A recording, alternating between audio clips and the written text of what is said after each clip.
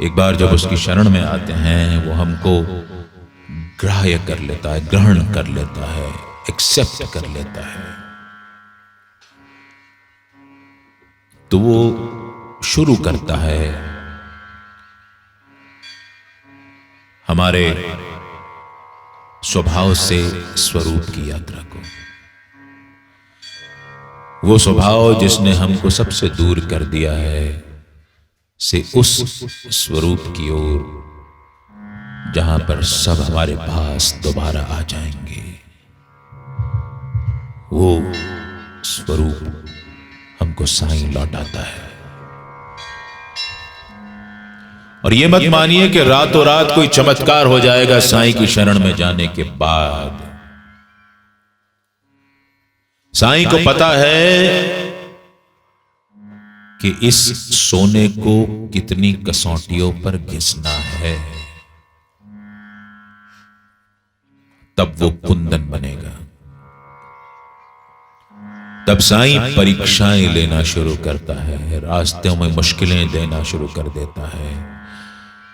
तब साईं ये देखना चाहता है कि हमारा समर्पण कितना शुद्ध है। तब साईं ये देखना चाहता है कि हमारा भाव कितना भीना है। तब साईं ये देखना चाहता है कि हम कितने शुद्ध मन से उसकी शरण में आए हैं। और जब ये परीक्षाएं शुरू होती हैं तब हौसला भी टूटता है। तब ऐसा लगता है कि बेकार ही यहां पर आ गए। तब ऐसा लगता है कि इससे तो हम पहले ही अच्छे थे। श्री साईं सच्चरित्र में जिक्र आता है, दामू अन्ना कासार बाबा से पूछते हैं कि जो हर कोई जो शिरडी आता है क्या उसको फायदा मिल जाता है। और जैसा मैंने आपसे कहा कि बाबा ने कभी कोई उपदेश नहीं दिया किसी को सीधा सीधा।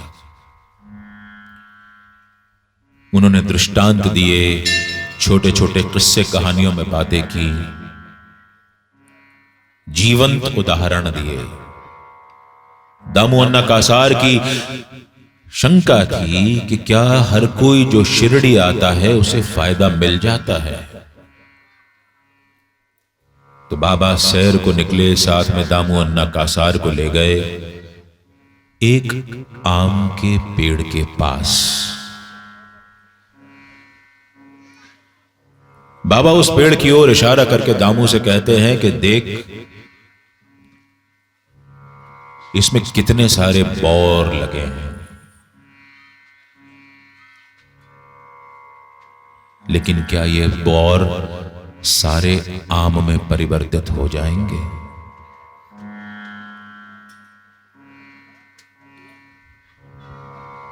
कुछ यहीं पर पनप करके बिखर जाएंगे, कुछ समय की आंधियों के साथ गिर जाएंगे,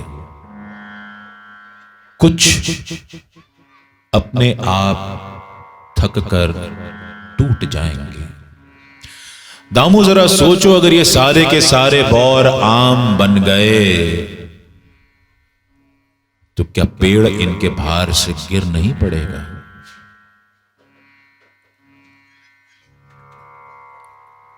जो थोड़े से बौर बचेंगे वो आम बन जाएंगे। ये साईं का जवाब था। हम में से सारे लोग जो आते हैं, हम उन बौर की तरह हैं जो शिरडी आते हैं। कुछ लोग यूं ही आते हैं और बात खत्म हो जाती है। कुछ लोग थोड़ा सा उस राह पे आगे चलते हैं और समय से पहले पक कर बौर के रूप में ही गिर जाते हैं, क्योंकि उनकी जड़ें मजबूत नहीं होती। वो डंठल जो बौर को डंगाल से, डाल से जोड़ता है, वो जोड़ मजबूत नहीं होता। कुछ लोग साईं की परीक्षाओं से डर करके साईं की राह छोड़ देते हैं। बहुत थोड़े से लोग होते हैं जो साईं की राह पर चलते चलते आम बन करके पल्लवित होते हैं।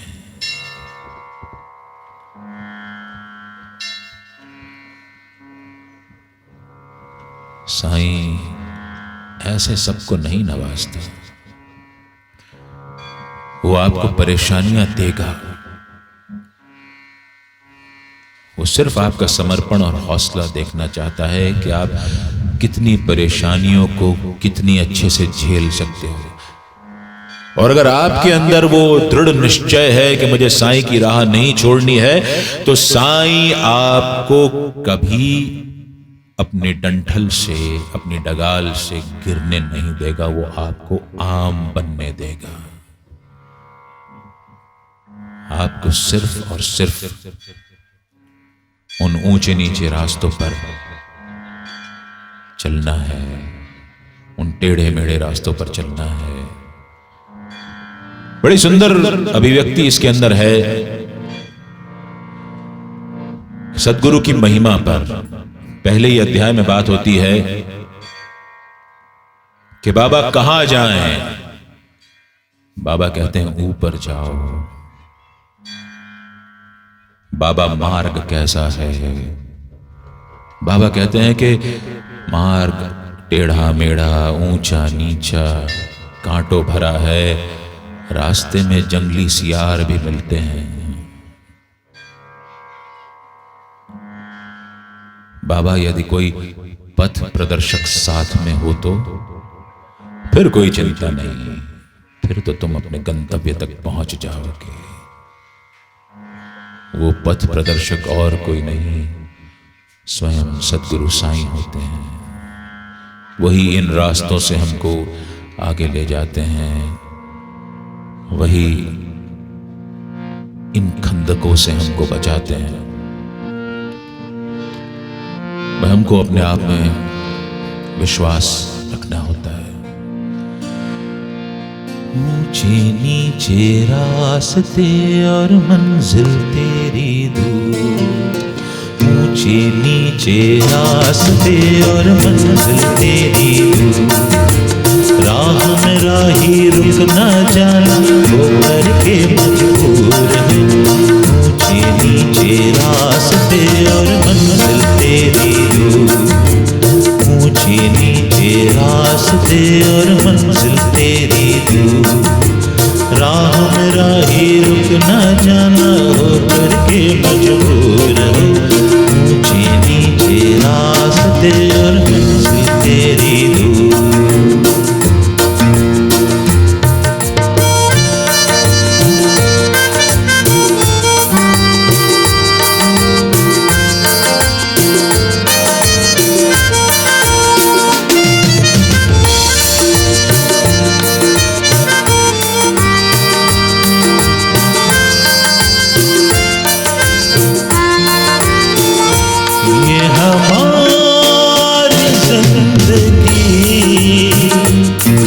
लंबा सफर ही तो है, चलते हैं जिस पे हम, अनजानी डगर ही तो है। देख संभलना, बच के निकलना, जो नहीं चलते बच के आगे टूट के होते चूर हो। ऊंचे नीचे रास्ते और मंजिल तेरी दूर, ऊंचे नीचे रास्ते और मंजिल तेरी दूर। राह में राही रुक न जाना, हो करके मजबूर हो। ऊंचे नीचे रास्ते और मंजिल तेरी दूर।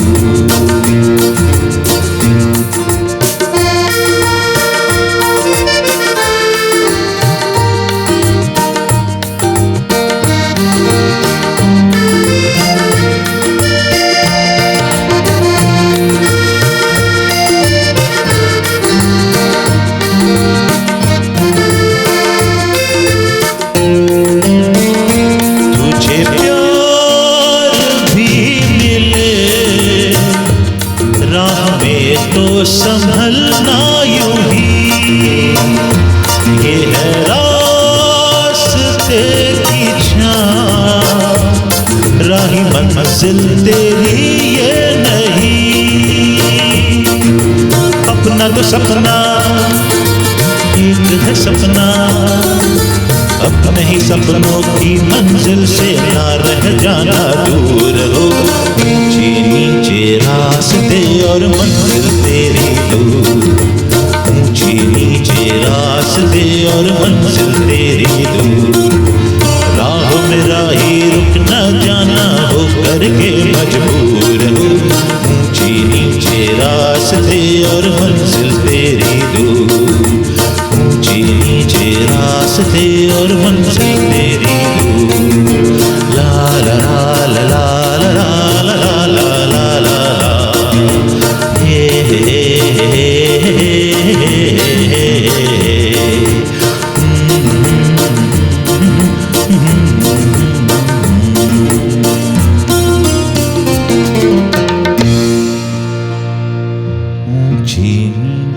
रास्ते और मंजिल तेरी दूर।